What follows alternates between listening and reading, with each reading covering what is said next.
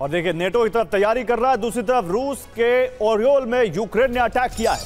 Thermal power station पर attack किया है ये यूक्रेन ने। हमले के बाद पावर स्टेशन में आग लग गई। तो लगातार यूक्रेन के अटैक भी जारी हैं। रूस के ओरियोल में यह अटैक किया है यूक्रेन ने।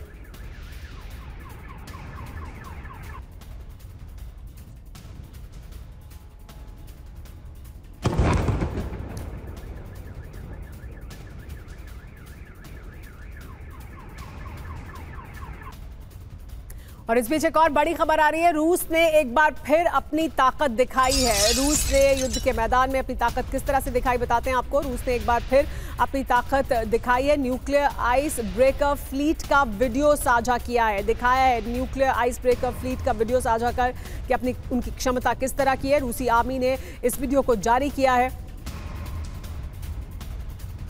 और रूसी खतरे के मद्देनजर पोलैंड की तैयारी सामने आई है। पोलैंड को अमेरिका से 96 AH-64E अपाचे हेलीकॉप्टर मिलेंगे। अमेरिकी सेना ने 4.7 बिलियन ऑलमोस्ट $5 बिलियन के सैन्य डील के तहत पोलैंड को अपाचे हेलीकॉप्टर दिए हैं। पोलैंड को ये 2028 में मिलेगा पहला अपाचे हेलीकॉप्टर। अमेरिका के बाद पोलैंड में होंगे सबसे ज्यादा अपाचे हेलीकॉप्टर। देखिए 96 हेलीकॉप्टर से कितना मजबूत हो जाएगा पोलैंड, आइए ये समझने की कोशिश करते हैं। दरअसल पोलैंड को रूस से सबसे ज़्यादा खतरा है, क्योंकि यूक्रेन के बाद पोलैंड ही जो देश है जिसके ज़रिए तमाम हथियार भी सप्लाई होते हैं और उसकी सीमा भी लगती है बेलारूस से और रूस से। रूस पोलैंड पर हमले को बेकरार है, ये कहा जा रहा है। अपाचे से पोलैंड की स्ट्राइक करने की क्षमता में इजाफा हो जाएगा उसे जब ये हेलीकॉप्टर मिलेंगे। रूसी हमलों का जवाब देने में अपाचे सक्षम है। एक मजबूत हेलीकॉप्टर है। अपाचे से नेटो की पूर्वी सीमा मजबूत बनेगी, ये उम्मीद है। पोलैंड ने कई गुना बढ़ाया है अपना रक्षा खर्च और उसके तहत ही अपाचे हेलीकॉप्टर्स भी लिए जा रहे हैं। कितना घातक है ये हेलीकॉप्टर, ये आपको बताते हैं। AH-64E Apache helicopter, operational range इसकी 476 किलोमीटर है। इसकी स्पीड 284 किलोमीटर प्रति घंटा है और इसकी ताकत 16 लक्ष्यों को एक साथ नष्ट करने की है। इतनी बड़ी क्षमता रखता है।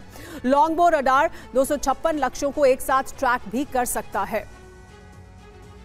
हमारे साथ यहाँ पर तमाम मेहमान बने हुए हैं जिनके साथ हम इस मुद्दे पर बात कर रहे हैं। मेजर जनरल वीके दत्ता हमारे साथ मौजूद है। सर, पोलैंड और न सिर्फ पोलैंड, यूरोप के तमाम और देश अपने रक्षा बजट को बढ़ा रहे हैं।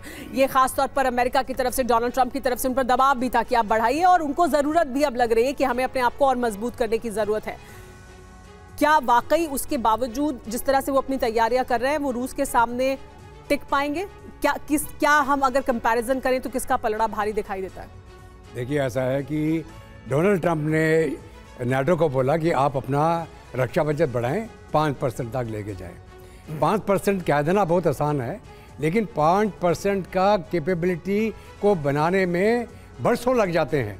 उनका मैन्युफैक्चरिंग बेस, उनका प्रोडक्शन लेवल, उनके अलग अलग प्रकार के हथियार जो रूस का मुकाबला कर पाएँ, जो तकरीबन अब 4 साल ख़त्म होने वाले हैं और पूरे नेटो और अमेरिका के हथियारों के साथ रूस अभी मुकाबला कर रहा है और रूस को इनकी क्षमता मालूम है।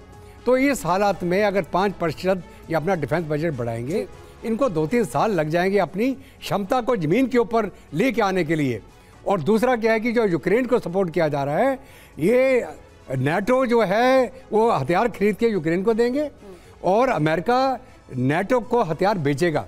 तो अमेरिका तो विन विन सिचुएशन में है, अपने हथियार भी बेच रहा है, इनका बजट बढ़वा दिया 5%, लेकिन ये मुकाबला नहीं कर पाएंगे। रूस ने अपनी क्षमता उस लेवल तक बढ़ाई है कि अगर उसको नेटो के साथ युद्ध करना पड़ गया तो नेटो का सामना करने की क्षमता रखता है। उसके जो हथियार और असला है उसने अभी पूरा तो इस्तेमाल ही नहीं किया है। यूक्रेन के ऊपर उसने नहीं ट्राई किया है।